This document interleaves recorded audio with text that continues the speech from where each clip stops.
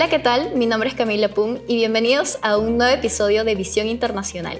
El día de hoy nos encontramos con el profesor, el Dr. Díaz, aquí docente de nuestra Casa de Estudios Universidad San Ignacio de Loyola, de la Facultad de Derecho. ¿Qué tal, profesor? Muy buenas tardes, Camila. Encantado, gracias por la invitación y listo para la entrevista. Sí, justamente el día de hoy vamos a tocar el tema de Lacan, un tema bastante importante, ¿no? La comunidad andina acá en nuestra región. Y nuestra primera pregunta va relacionada con la sexta conferencia de ministros de Cultura celebrada en Sucre, en Bolivia. Esta reunión resaltó bastante la importancia de la gestión del patrimonio cultural de las comunidades indígenas y afrodescendientes.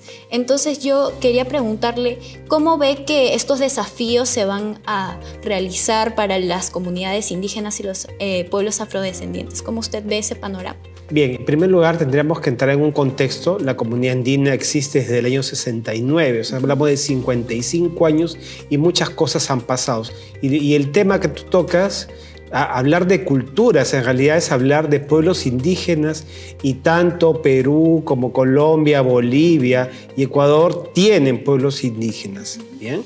Tienen pueblos indígenas que tienen muchos conocimientos a lo largo de sus siglos de historia, ¿bien? Estos son los conocimientos ancestrales y también en base a esos conocimientos ancestrales han generado mucho patrimonio cultural. Hay mucho que aprender de ellos y también hay restos arqueológicos, lamentablemente hay tráfico ilegal de parte de este patrimonio cultural y por un lado, veríamos una suerte de agenda, ¿no?, de controlar este comercio ilegal, de restos arqueológicos, ¿no?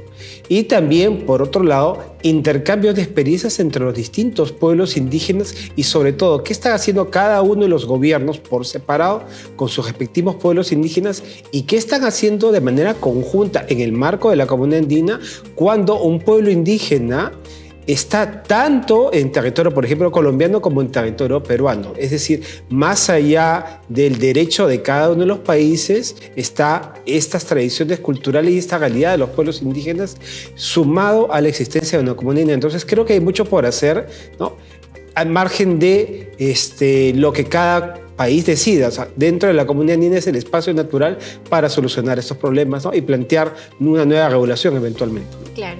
Otro tema transfronterizo es el tema de la delincuencia organizada, el crimen organizado, el tráfico de drogas, ¿no? Justamente haciendo un enfoque en este tema, ¿cuál cree que serían las estrategias que la comunidad andina debería implementar? Quizás acuerdos transfronterizos, quizás entre Bolivia, Perú, ¿no?, Colombia.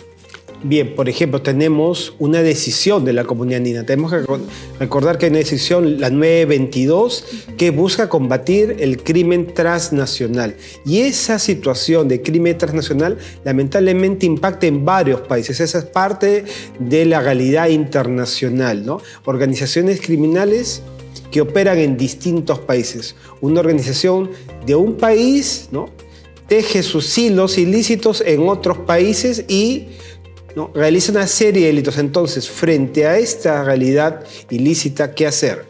Por un lado, esfuerzos nacionales desde el punto de vista jurídico con el Código Penal, pero por otro lado, ¿qué hacen los países que tienen fronteras en común? ¿Qué hacen los países en donde circula, por ejemplo, contrabando?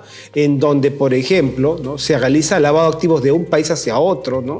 O lamentablemente parte de la realidad problemática ilícita es la trata de personas, que se hace en fronteras. ¿Qué es lo que se hace en fronteras para impedir? Las fronteras lamentablemente son muy grandes, ¿no? Las fronteras que tenemos con Ecuador, con Colombia, ¿no?, son muy extensas, con Bolivia también. Principalmente la trata de personas viene por el norte, ¿no?, por Tumbes y Piura, eventualmente donde tenemos fronteras con Ecuador y Colombia.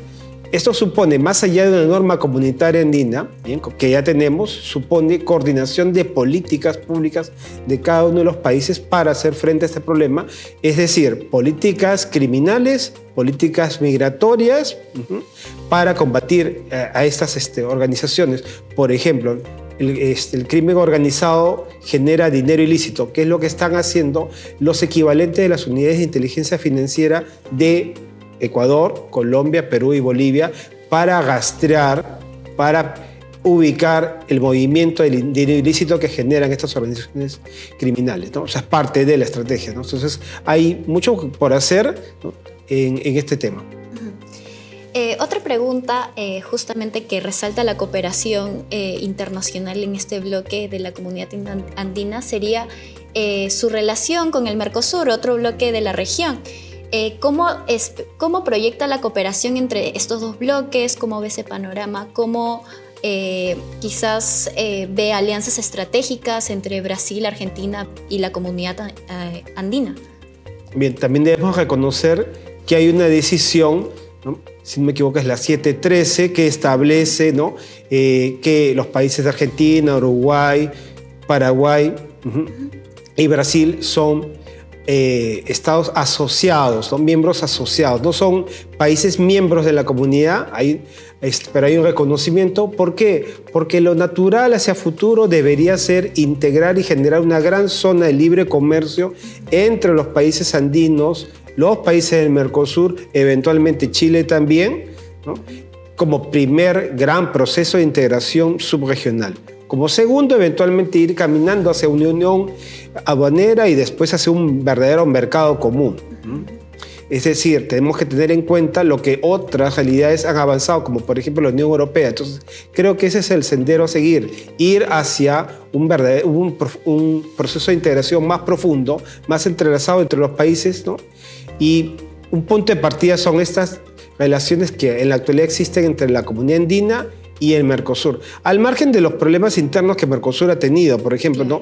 Entre Brasil y Argentina principalmente, ¿no? Y en el caso peruano, que hemos tenido también un proceso de integración a lo largo de estos 55 años, en algún momento estuvo Chile, se retiró, Venezuela estuvo también, en la comunidad andina se retiró, entonces tendríamos que pensar en profundizar el proceso de integración regional. Claro, una unión más que nada. Y como última pregunta tenemos ya para cerrar con broche de oro, justamente con la entrada del nuevo ministro, el canciller Elmer Schaller. Él es experto, como sabemos, en la comunidad andina. Entonces, ¿cómo cree que su visión prospectiva se va a dar en relación con su papel en la comunidad andina? ¿Qué cree que va a hacer? ¿Cómo se va a pronunciar frente a ello, quizás? Bien, nuevamente la comunidad andina tiene 55 años de existencia. A lo largo de ese tiempo han habido muchos aciertos, pero también algunos errores. Punto de partida, ¿no? Profundizar en los aciertos y corregir los errores, ¿no? Por ejemplo, un gran trabajo sería lograr, ¿no? Dejar de ser una zona de libre comercio e ir a una verdadera unión aduanera. Y atendiendo la anterior pregunta, ¿no? Profundizar, ¿no? La creación de una gran zona de libre comercio con el Mercosur y eventualmente, ¿no? Lograr que vuelvan a insertarse, ¿no? En el proceso de la comunidad andina, ¿no? Países como Chile o países como Venezuela, ¿no? ¿Por qué? Porque lo que debe buscar la comunidad y el Mercosur es lograr una gran zona de libre comercio en toda Sudamérica y después una gran unión aduanera y próximamente también un mercado común, ¿no? Eso creo que sería la agenda dentro del tema de la comunidad andina, más allá de los otros problemas que hemos visto, ¿no?